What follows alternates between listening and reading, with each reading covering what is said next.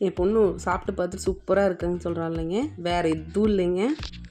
அது அவள் ஹேர் க்ரோத்துக்காக நான் கொடுக்குறது தாங்க. மலை நெல்லிக்காய் வாங்கி நல்லா கழுவிட்டு ஆவியில் வேக வச்சு எடுத்துக்கணுங்க. பட்டை, கிராம்பு, ஏலக்காய், பிரிஞ்சி இலை, சுக்கு பொடி பண்ணி எடுத்துக்கணுங்க.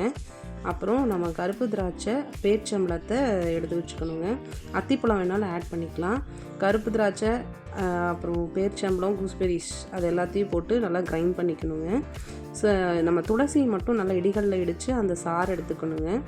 ஒரு கடாயில் 2 ஸ்பூன் நெய் விட்டு நம்ம கிரைண்ட் பண்ண பேஸ்ட்டை போட்டுக்கணுங்க.